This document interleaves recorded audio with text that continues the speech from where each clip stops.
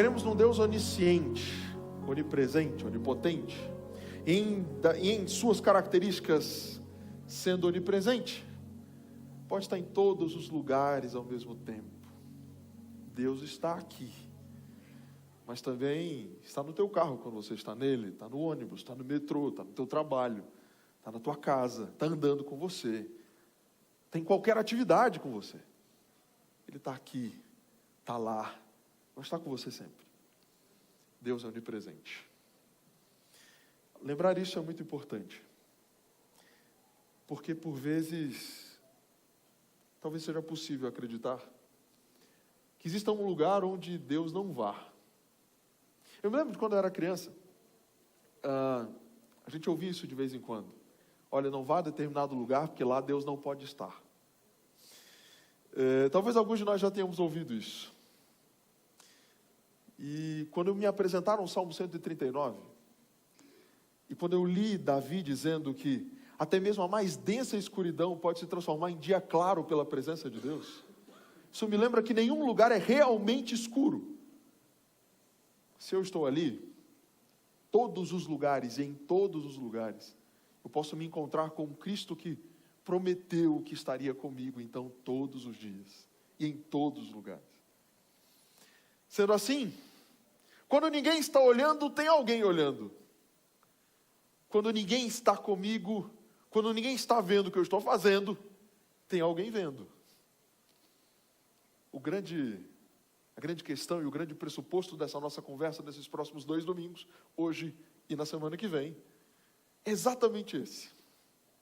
Será que existe algum lugar e algum momento em que ninguém está olhando? Será que tem como fugir de Deus?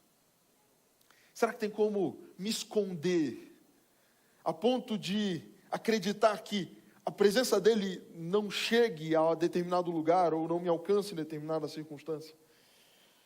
Mas mais importante do que isso, talvez seja pensar que se Deus está comigo em todo o tempo, e se Ele está olhando para tudo que tenho feito, se Ele me acompanha em cada passo, como será que devo então eu viver? Quando ninguém está olhando, é exatamente a hora em que a minha fé real num Deus onipresente se revela. Se algum ser humano não olha, se algum ser humano não vê, mas eu creio num Deus que vê, então é exatamente aí, nesse momento, que eu afirmo minha crença ou não nesse ser divino, com essas características. Se de Deus não se esconde, se de Deus não se foge, por que será que fazemos o que fazemos no escondido?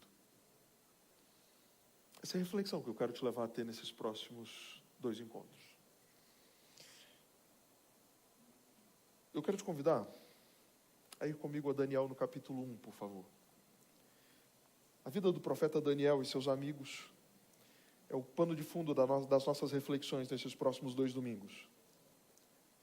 Livro do profeta Daniel, no capítulo 1, nos versos de 3 a 7. Exatamente a chegada desses jovens em Babilônia. Daniel capítulo 1, nos versos de 3 a 7. E a Bíblia agora diz: Depois o rei ordenou a Aspenaz, chefe dos seus eunucos, que trouxesse alguns dos filhos de Israel, tanto da linhagem real como dos nobres, jovens sem nenhum defeito, de boa aparência, sábios, instruídos, versados no conhecimento e que fossem competentes para servirem no palácio real. E que Aspenaz lhes ensinasse a cultura e a língua dos caldeus. O rei determinou que eles recebessem uma alimentação diária, tirada das finas iguarias da mesa real e do vinho que ele bebia. Os jovens deveriam ser educados ao longo de 3 anos, e ao final desse período, passariam a servir o rei. Dentre eles, estavam um grupo: Daniel, Ananias, Misael e Azarias, que eram da tribo de Judá. O chefe dos eunucos lhes deu outros nomes, a saber, a Daniel, o de Beltesazar, a Ananias, o de Sadraque, a Misael, de Mesaque, e a Azarias, de Abednego. 4 jovens, judeus, israelitas, da linhagem de Judá, eram parte de uma tribo especial, de uma tribo importante, provavelmente eram príncipes. Eram indivíduos de uma linhagem, de fato, especial. Príncipes. Daniel, Ananias, Misael e Azarias. Tinham uma língua, falavam hebraico. Tinham uma nacionalidade, eram israelitas. Tinham uma semente, eram descendentes de Abraão. Faziam parte desse povo. Eram parte desse povo de Deus. Foram educados assim. Foram formados nesse contexto, como povo de Deus, como filhos de Deus. Dentro de um ambiente religioso, iam ao templo, adoravam a Deus naquele lugar. Mas criados numa cultura onde os deuses não eram onipresentes. Criados num ambiente onde os deuses tinham sua porção geográfica. Onde eram deuses de países, deuses de locais. Não deuses de um país inteiro, não deuses de um mundo inteiro. Os deuses eram elementos nacionais, eram elementos culturais. Jamais haveria um Deus que extrapolaria divisões geográficas, então alcançaria alguém num outro país. Esse primeiro pressuposto já seria um grande dificultador para a vida desses jovens em Babilônia. Babilônia, por ser uma nação internacional, tinha um grande hábito. Em Babilônia, ninguém perdia elementos religiosos, somava. Nabucodonosor, e dentro dos seus planos, dentro das suas ideias, as pessoas entrariam então agora em Babilônia, passariam a ser parte de Babilônia, e a regra de ser parte de Babilônia, então de ser um caldeu, era: você traz o seu Deus, traz a sua cultura, desde que você esteja aberto para somar à sua cultura todas as outras que estão aqui. Dentro do texto que nós lemos, 3 coisas são vistas, que seriam experimentadas por esses jovens nesse ambiente que agora a Babilônia propunha: uma nova língua, uma nova dieta e uma nova religião. A língua, beleza, elemento cultural que se somaria para que agora eles pudessem se relacionar nesse lugar. A dieta, um problema.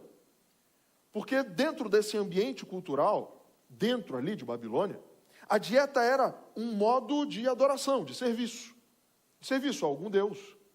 E os nomes eram a identificação de que tipo de Deus e com que tipo de Deus eu me associaria. A ponto de essa religião vivida e vista nos nomes, agora ser claramente, essa alteração ser proposta de modo muito claro. A Daniel, que tinha, e o seu significado é Deus é o meu juiz. A Ananias, que seu nome significa Deus é misericordioso. Misael, que é a derivação de Miguel, de quem é como Deus. Azarias, Deus é a minha força. O nome desses jovens simbolizavam a sua religião. Deus estava no nome deles. Interessante que todos os nomes terminados em El tinham essa característica, essa designação do controle, do governo, da autoridade desse Deus de Israel sobre essas pessoas. O Deus de Israel. O Deus de Israel. O grande problema é que, se o templo de Israel foi destruído, e de fato foi, Nabucodonosor, quando entra em Jerusalém, nem queria, mas ele destrói o templo de Jerusalém, põe fogo no templo de Jerusalém, tudo é destruído, tudo acaba, tudo. Ele rouba os utensílios dentro do templo ali de Jerusalém, então o templo de Jerusalém está destruído. O que isso significaria naquela cultura? Deus morreu. Deus morreu. Então agora some alguns elementos. Deus morreu, e eu estou num ambiente geográfico onde, mesmo se ele estivesse vivo, ele não teria sobre este lugar influência ou autoridade. Deus morreu. Onde estava a Arca da Aliança? Por sinal, ninguém sabe, né? Onde ela foi parar depois da invasão de Nabucodonosor a Jerusalém. Há quem diga que Jeremias o escondeu. Há quem diga que Deus pode ter levado ela para o céu. Não faço ideia onde a Arca da Aliança está. Mas qual era o grande símbolo da presença de Deus? Onde estava o Shekinah? Entre os 2 querubins em cima da Arca da Aliança. Se a Arca da Aliança não existe mais, Deus não está mais entre os homens. Se Deus não está mais entre os homens, por que me preocupar com Ele? Por que eu vou me preocupar com Deus que permite ainda por cima que eu vá ser cativo numa outra terra? Por que eu vou me preocupar com alguém que me permitiu viver o que eu tenho vivido? Por que vou me preocupar em ser fiel a alguém que dentro da minha rotina ou dentro da minha vida, aparentemente ele me abandonou. Daniel, Ananias, Misael e Azarias foram da primeira turma levada para a Babilônia, separados de seus pais, e nunca mais os reencontra, feitos eunucos. Por sinal, no livro de Deuteronômio, se não me engano, no capítulo 18, é tratado todo eunuco como um amaldiçoado, então agora são amaldiçoados. E lembrando isso, por que amaldiçoados? Porque não poderiam ter filhos, e filhos eram a maior marca da bênção de Deus para um homem. Então agora, eunucos, gente, olha que caos na cabeça desses meninos. O templo está destruído, eu estou num outro ambiente geográfico, e agora amaldiçoado e aparentemente abandonado pelo Deus que eu servia. O que fica? Onde é que está Deus? Tem alguém olhando? Tem alguém vendo por mim? Tem alguém velando por mim? Tem alguém velando por mim quando aparentemente a solidão, o desamparo, o abandono tomam conta de mim? Tem alguém de fato velando por mim? Tem alguém cuidando de mim quando todos os sinais ao meu redor apontam que eu estou sozinho? Tem alguém de fato cuidando de mim? A pressão social seria ainda o agravante terrível, né? Como disse para você, a nova língua seria ensinada, o novo elemento religioso da dieta seria inserido, e foi forçado a ser inserido, mas os nomes, Daniel, Ananias, Misael e Azarias, agora são Beltsazar, Sadraque, Mesaque e Abednego. Beltsazar, Daniel agora não é Deus é meu juiz, mas Beltsazar, Bel é o meu protetor, ou Bel é o protetor do rei. Mesaque e Sadraque, que não tem um significado muito claro, mas aparentemente tem relação com o apelido do deus Marduk. Abednego é o servo do deus Nabu. A religião estava trocada. Agora era um novo deus, eram novos deuses. Interessante que eles não eram proibidos de se chamarem pelos seus nomes originais, desde que eles também aceitassem serem chamados por esses novos nomes. Babilônia então não tinha um problema, que eles continuassem fiéis a um deus que aparentemente já não existia mais, desde que eles também agora fossem leais à nova realidade que eles viveriam. Parece que isso não é muito novo, né? Em alguns ambientes e dentro de algumas realidades sociais, você pode continuar sendo quem você é, quietinho e em silêncio, desde que você também dance na música e na valsa que está sendo tocada para você naquele ambiente ali, naquele circuito. Você pode somar, mas jamais ser tão ortodoxo a ponto de rejeitar qualquer espécie de uma nova experiência. Aquilo que você tem em seu coração, dizem e apresentam então nesses muitos ambientes sociais, você tem que somar ao que você já tem, esses novos ambientes. Chamam isso de multiculturalidade. E que seria esse o dever de todo ser humano, na face da terra, ser um indivíduo multicultural.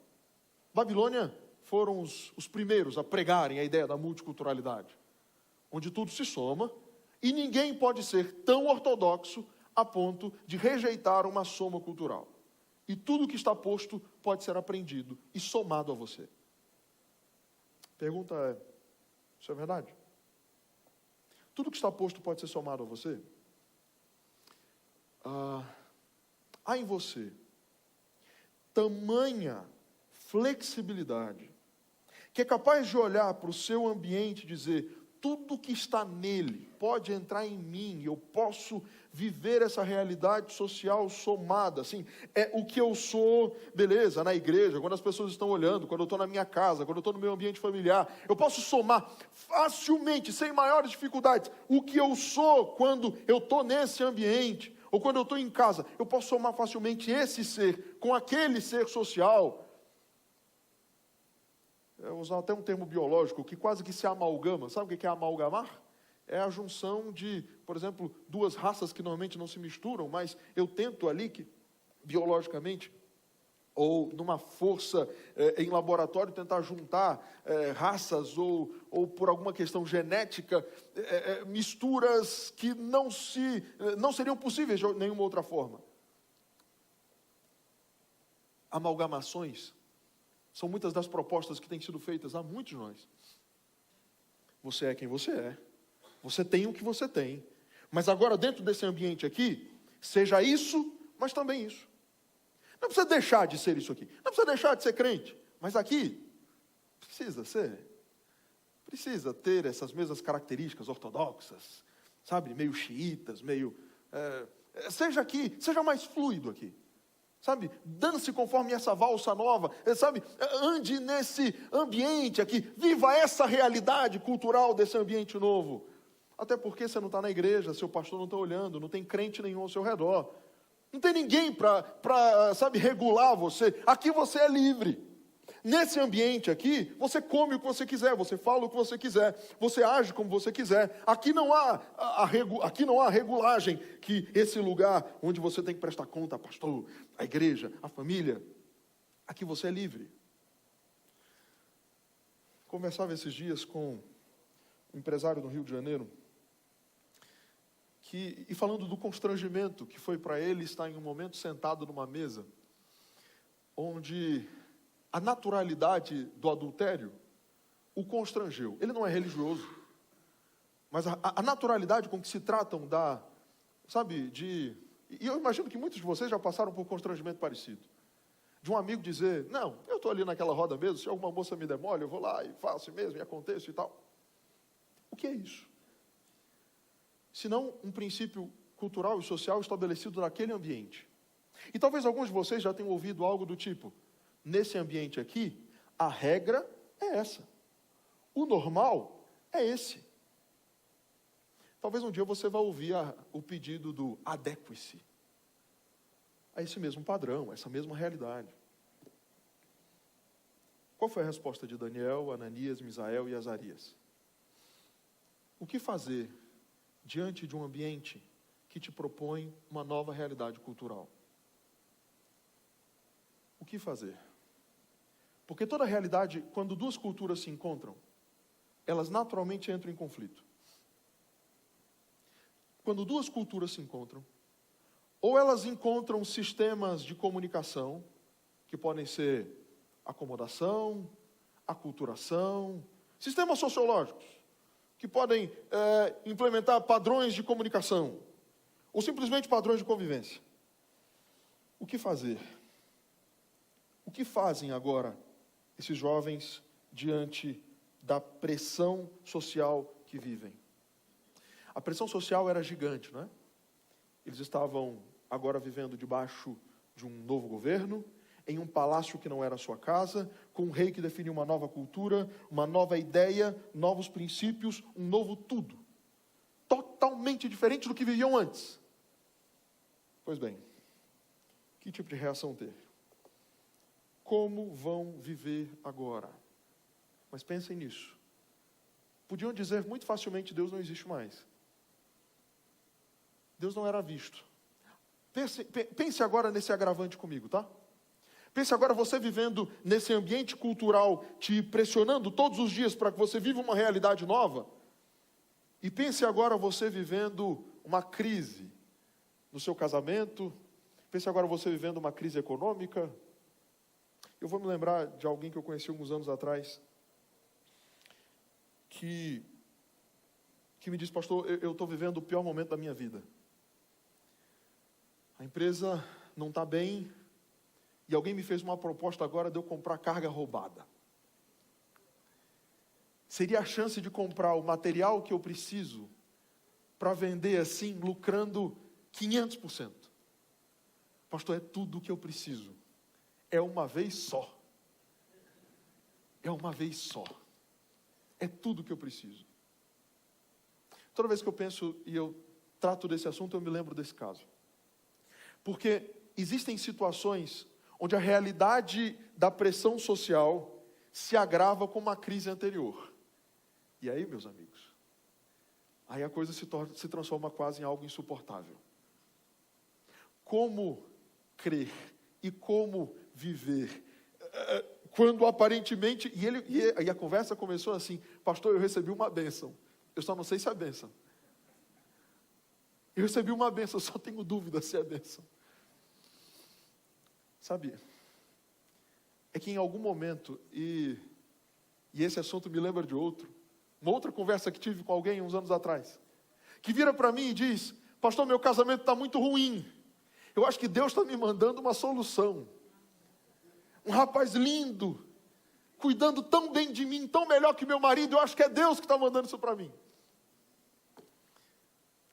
As crises e o aparente abandono de Deus, Deus aparentemente me abandonando, porque no caso de Daniel, uma outra nacionalidade, um outro país, uma outra cultura me pressionando, e eu sem templo, sem família, totalmente desamparado, sendo eunuco, numa casa que não é a minha, vivendo um caos absoluto. E agora? Como aguentar a pressão quando o desamparo ainda é tão grande?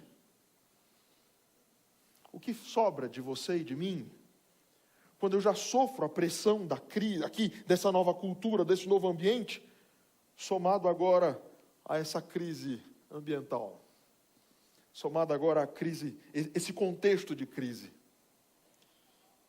o que sobra? O que fica?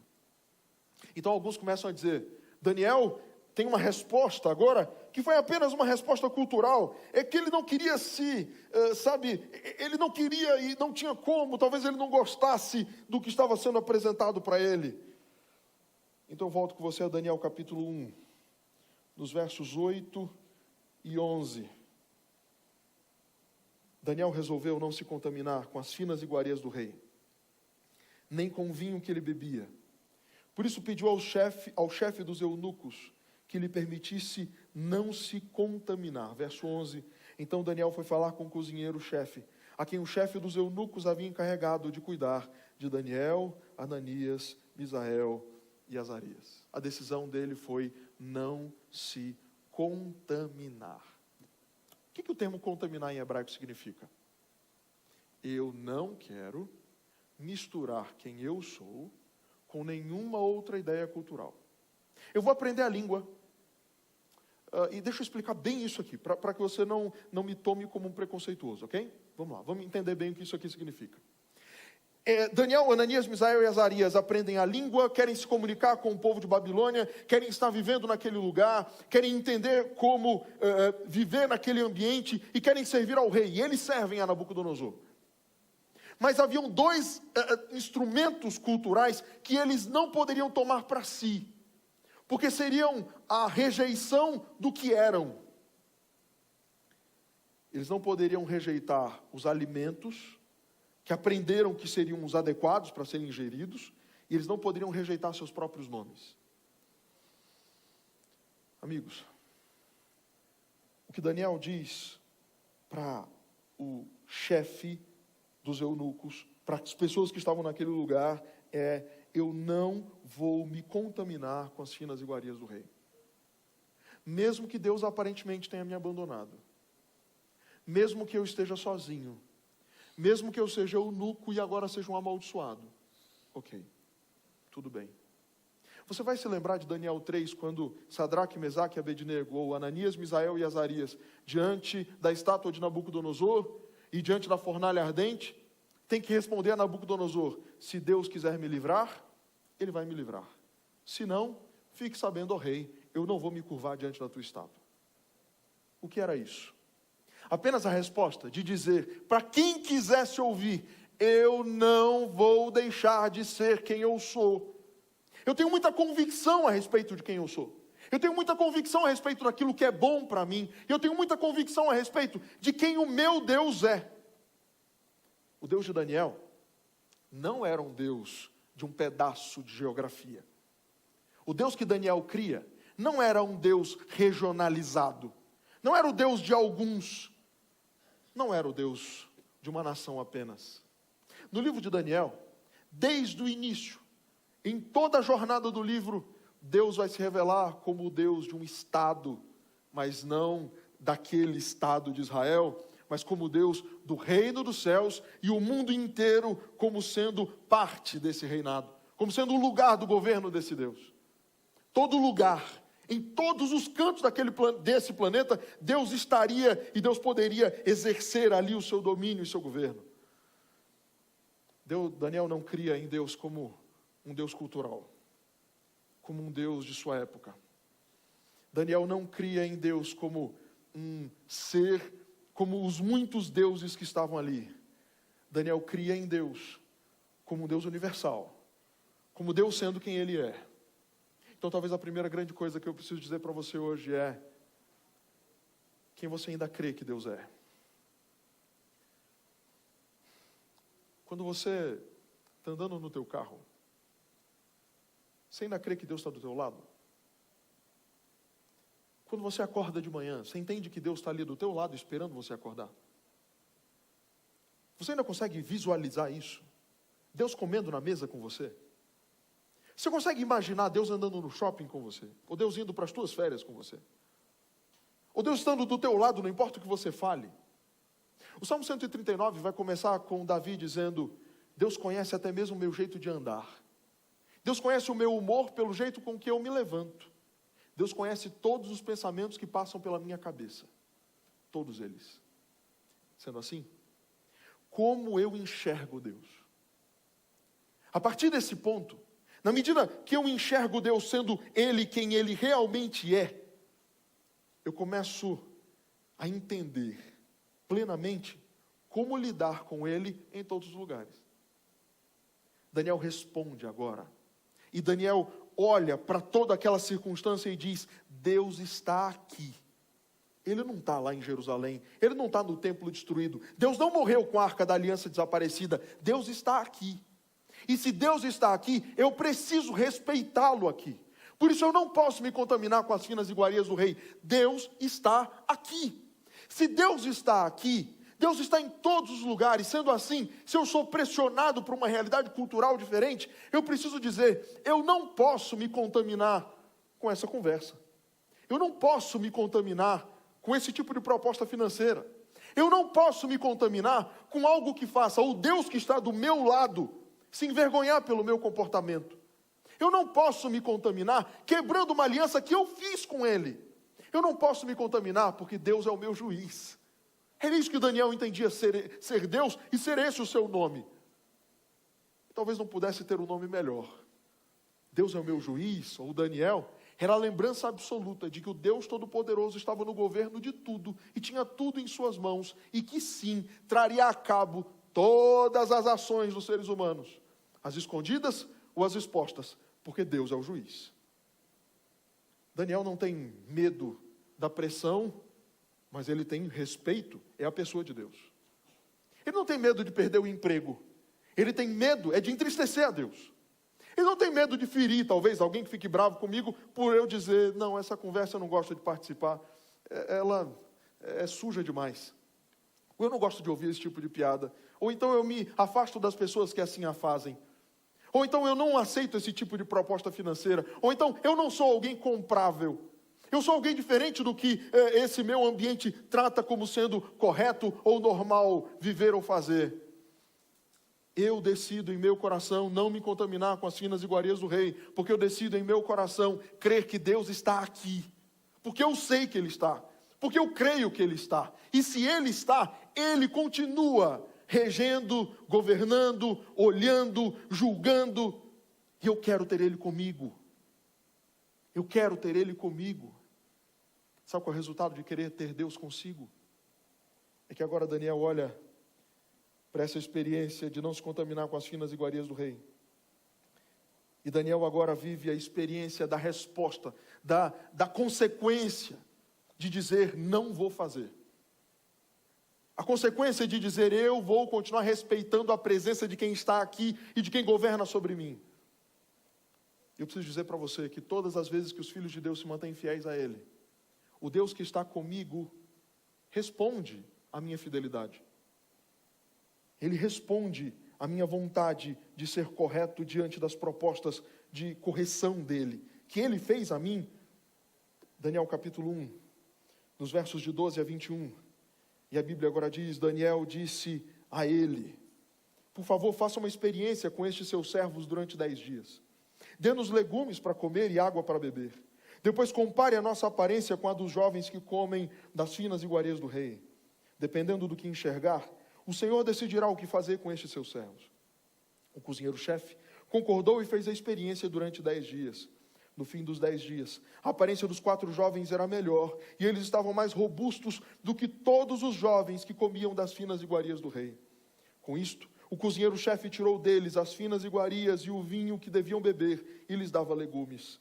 Ora, a estes 4 jovens Deus deu o conhecimento e a inteligência em toda cultura e sabedoria. Deus não fez deles indivíduos limitados ou incapazes de compreender onde estavam. Sabe o que é mais interessante nessa declaração? De que Deus deu a eles cultura e conhecimento? É que indivíduos que se mantêm fiéis a Deus conseguem conviver com as pessoas. Indivíduos ortodoxos não são chatos, não são insuportáveis. Mas eles sabem exatamente o que fazer, o que falar, como se portar. Porque Deus dá a eles conhecimento, entendimento, o que fazer. Indivíduos que se mantêm fiéis a Deus entendem o que podem, o que não podem, onde podem chegar, onde não podem, entendem seus limites, porque Deus dá a eles capacidade de lidar com todos os ambientes. Deus dá conhecimento, cultura. No verso 18. Ao final do tempo determinado pelo rei, para que os jovens fossem levados à sua presença, o chefe dos eunucos os levou à presença de Nabucodonosor. Então o rei falou com eles, e entre todos não foram achados outros, como Daniel, Ananias, Misael e Azarias. Por isso passaram a servir o rei, em toda a matéria de sabedoria e de inteligência, sobre que o rei lhes fez perguntas, os achou 10 vezes mais sábios do que todos os outros magos e encantadores que havia em todo o seu reino. Daniel continuou ali, até o 1º ano do reinado de Ciro. Sabe o que isso também me lembra? O verso 21 me lembra da continuidade, das bênçãos dadas por Deus hoje, e que continuam comigo, aqueles que são fiéis a Ele, não importa onde estejam. Hoje eu preciso lembrar para você que quando você escolhe e decide em seu coração não se contaminar com aquele ambiente, quando você toma essa decisão no seu coração, Deus decide usar você de um modo especial também. Deus decide te colocar numa posição onde você vai ser uma luz tão forte, tão brilhante, tão diferente. Babilônia é diferente por conta da vida desses 4 jovens. O ambiente é diferente por conta desses 4 jovens. Deus quer usar você para fazer o teu ambiente diferente, se você se manter fiel a Ele. Se você continuar entendendo que Deus é o teu juiz, não importa onde você esteja, e é a Ele que você precisa prestar contas, e é a Ele que você deve respeito, é a Ele é o teu rei, Ele é o teu governante, Ele é a tua autoridade, Ele é o teu chefe, Ele é o teu patrão. Eu já te disse isso aqui. Quem garante o teu salário é Deus, não é a tua empresa, não é o lugar onde você trabalha.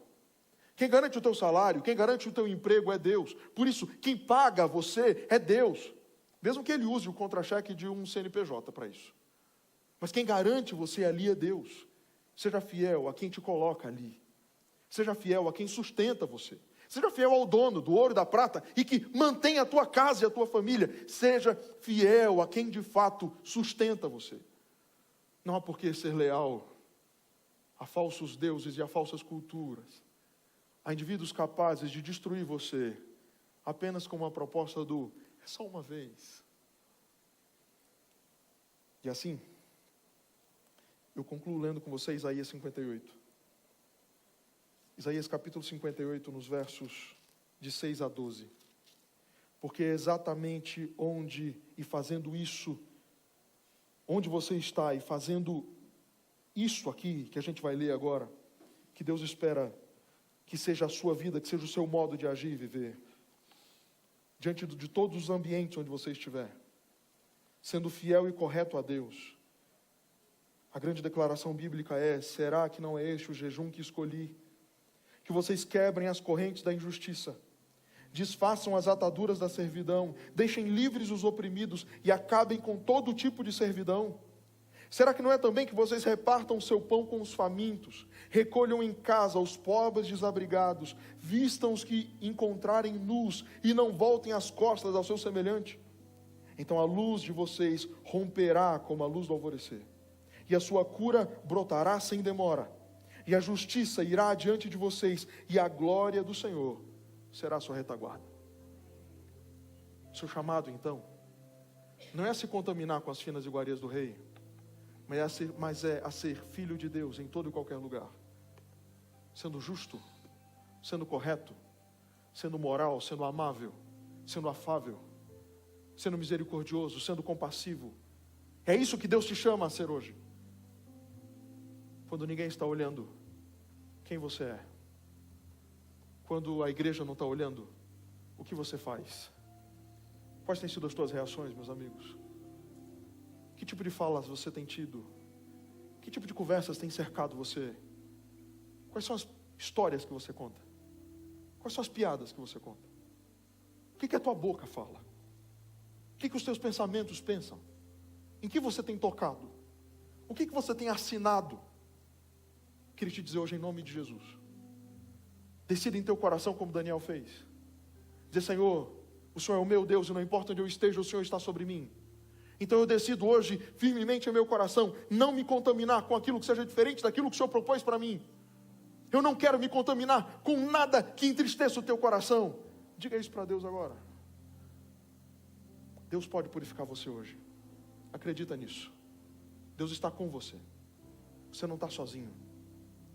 Você foi chamado para desatar as ataduras dos escravos, de libertar os cativos, fazer o bem a para quem sofre hoje do teu lado, e a mostrar isso na tua rotina. Você é chamado para ser filho de Deus em todo e qualquer lugar. Que Deus te use, que o poder dele seja visto em você. Mas diga isso para ele: Senhor, eu acredito no Senhor. Eu acredito que o Senhor está comigo sempre. Eu acredito, eu quero isso para mim. Eu quero viver a pureza no meu coração. Então, pede a Jesus hoje: Senhor, me lava. Talvez me faz voltar a ser criança, me faz voltar a ter um coração puro como de uma criança. Retira da maldade do ambiente em que eu vivo. Retira de mim os pensamentos contaminados. Retira de mim uma maldade que talvez esteja destruindo a minha vida. Eu quero ser puro de novo.